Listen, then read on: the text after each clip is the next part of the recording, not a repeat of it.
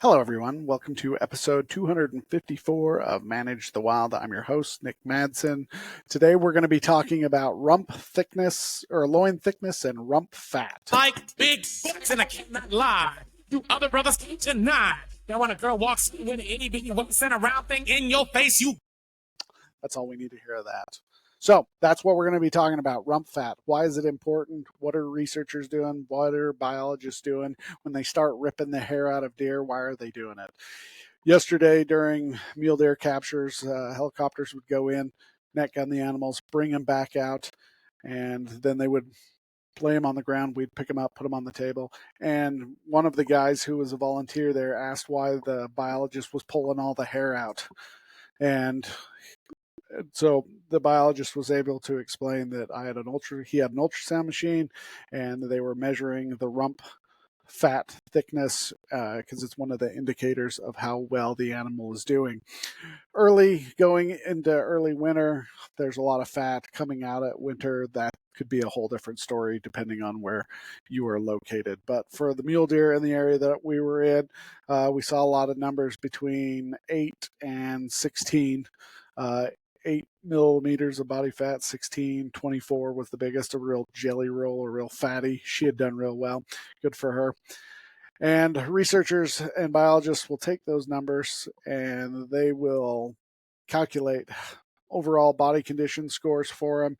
They'll look at how much energy they are using versus how much they're bringing in, overall survivability of that animal, potential survivability, and then its chances of reproduction and how well the habitat's doing. So when they're looking at that rump fat, they're looking at the fat between the skin and the rump, and it's one of the best locations to identify or to see how much fat they have. It's real easy. It's right there. You can get that number. You can measure it all the way until the animal's down to about 5%. 5.5% body fat. The actual number is 5.7%. Anything less than 5.7, and you have to figure out different methods of measuring. So they are measuring that. He was also moved up to a higher location, started ripping hair, and again, the guy asked the same question: "What are you looking at here?" Loin thickness. Loin thickness is how much protein the animal has in reserves. Once it burns through all the fat within the body, then it starts burning those protein reserves. And depending on whether the female is lactating or dry, there's also different expenditures and different things going on. And so they're trying to understand and look at all these animals, plus they're throwing collars on them. So they throw a collar on it's November 27th. They threw a collar on this animal, got the measurements of it. Let's say it was the one that had 16 millimeters of body fat, and it was lactating. Let's go with that. Now they're going to go back in March, and if this animal, this adult doe, had survived all the way through March, they're going to capture her again. Then they're going to check the measurements. They're going to do the rump fat again. They're going to look at it and see if she's lost any rump fat. And then they're also going to check her loin thickness, because by comparing those numbers, you can say, okay, she had 16 millimeters of body fat. She's now down to 4 millimeters of body fat. Loin thickness was at 40, and now she's at 29. So what you can say is that animal went into a period of starvation. She started tapping into those reserves because that's the muscle. It starts eating away that protein once it has no more fat to burn. And it went into a period of starvation and started to really tap into that muscle reserve. And you can tell that it was a very hard winter for that animal. And now you can look at, okay, was this winter colder than normal? Did we have deeper snow depths than normal? What habitat did it spend a lot of its time in? And they can start looking at these different things. And that's just the basic overview of what they're measuring. Something that I found that was interesting, though, is I didn't know this, is when they are doing these measurements in November, like we just did, A doe that is lactating is going to have more expenditures than a doe that is dry.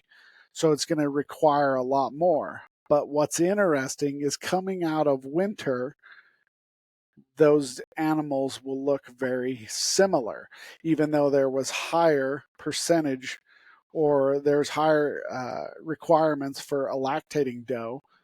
Overall, there's by the end of winter, there's not going to be that much different in the doe that was dry and the doe that was lactating. One of the papers that I came across said that when a doe is lactating, her body is releasing prolactin, and that will force or increase the desire for the doe to feed a lot more. One of the theories is that because she's releasing this prolactin, that she is going to now feed more than the other one who in winter is just going through dry without any issues. So it's kind of interesting that at the end of winter, they don't see a real change between the two. The other thing that's really interesting is one season of pregnancy, not so bad. You put back-to-back seasons of pregnancy and it really starts to tax the animal. But then you do a third season and they don't see a dip in the animal's health. It's like they finally have adjusted and they're like, okay, this is my new life. It's just going to suck for the rest of my life. It's like that. They go through that first year, no problem. They're building, they're growing. They start to have that baby. There's that taxation. Some could call it a parasite, but it's taking nutrients from their body. Then they go into that second season, same thing happening again, even more taxation on the body. And then they get to that third season and everything, they're just like, it is what it is. Life just sucks. We're just going to keep eating and reproducing. So when you are out with the biologist and you're seeing them do different tests, ask them what they're doing, have them explain. They're willing to do it. Super smart. Some of them you may have to ask them to dumb it down. I ask them all the time. Can you dumb that down? Make it, a little easier for me to comprehend. And they usually do. All right, you guys have a great day. Stay wild.